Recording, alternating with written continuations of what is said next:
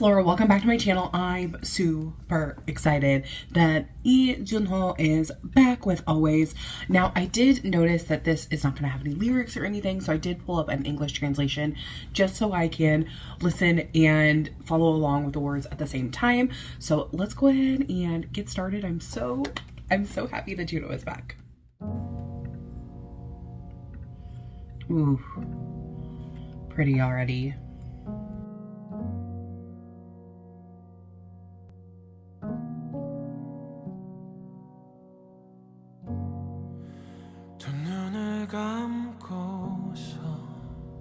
Ooh, nice having that little echo there. Ooh, placing so delicately.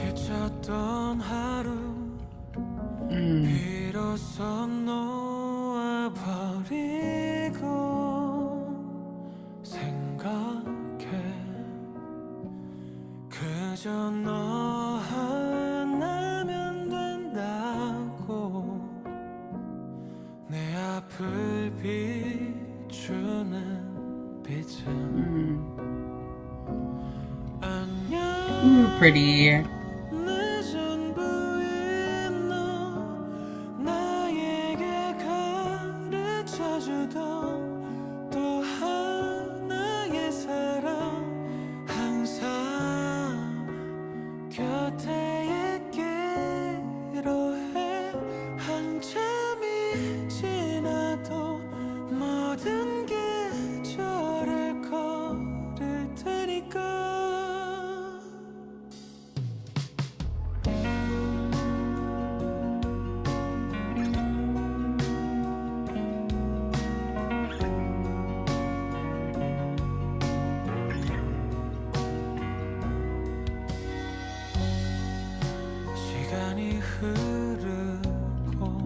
Ooh, pretty.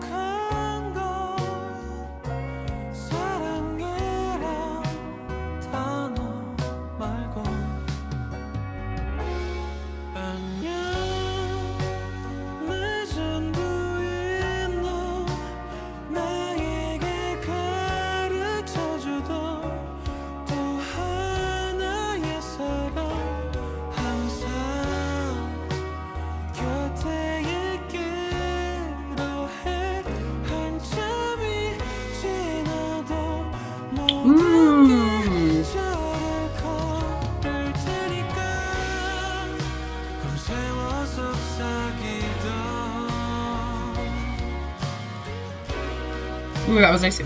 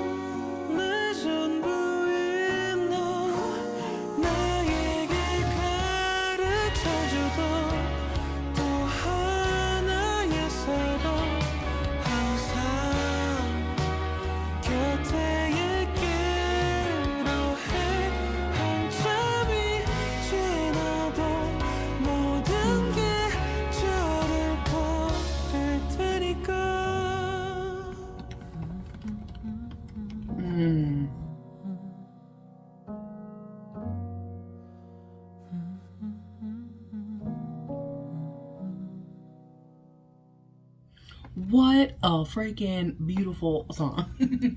Now, something that I absolutely have to give credit to Junho is that he knows his voice so incredibly well. So when we're looking at like the song as a whole, this was placed in such like a higher part of his register, and it just sounds so easy, so natural, and he plays with it a lot.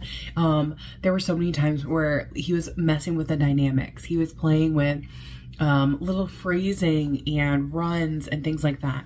But the way that he like was delicately placing certain aspects of this was so nice. I I wrote down there were a couple of times, especially in the first verse, where he was like at one time he said no and parigo. Like the way that he went to the vowel was just so pretty. And that's why I kept saying like the way he's delicately placing these, because it's in like the upper part of his register and his range, he's making really important decisions on not only how he wants the emotion to sound throughout this song, but also how he wants his voice to carry that emotion. So I thought that was really pretty, especially, you know, just from the chorus when he's saying annyeong, like so, like anyway, annyeong, like just that high, like he just jumped up and placed it so nicely. That's something that's really difficult to do. When you're singing, you like just going back and forth. Vocalists have to practice a really long time of not having like breaks or anything that come in between those two parts. You also have to work on like not running or scooping or falling flat when you get there. So it's something that's not an easy technique that I don't think a lot of people talk about, just because when it's a ballad like this, you're just like, oh, it's so beautiful, right? You just kind of like, don't think of like how much breath control, how much you have to work to get that kind of feeling of almost effortlessness. It's really, really a difficult thing to do. And I liked how in the transition, you know, at the beginning we had just the piano, right? Basically. And then at the transition, it was quite a long transition going into that second verse. And it's adding so much instrumentation in between that. But most importantly, the two instruments that really brought a different feeling to it were adding the percussion and the bass, because that just brought a completely different feeling to verse two versus the first part. Especially in verse 2, I loved the repetition of the first line. It was like he sang it and then he pulled way back and sang that part again. Was really nice. Again, that's where I saw him like playing so much with dynamics, playing with his run. I thought it was really nice. So when you get to the chorus, you have those additional instruments, so it completes a different feeling completely, because you've added another layer to that, so it gives it more texture, more feeling. I also love the bridge, transitioned in that bridge very quickly, but I love how it was mostly focused, like those backing vocals were there, and then right away when we went into the chorus, pulled everything back from all the instrumental, and it was again just his voice and piano with a little bit of the backing vocals. But quickly you come back into it, going into that last chorus, so it makes the last chorus like stand out amongst all the other choruses. And you could also kind of think, you know, since this is talking about the different seasons and going through them slowly, it was really interesting how he did this, because it kind of felt like you were going through the seasons as the song was happening.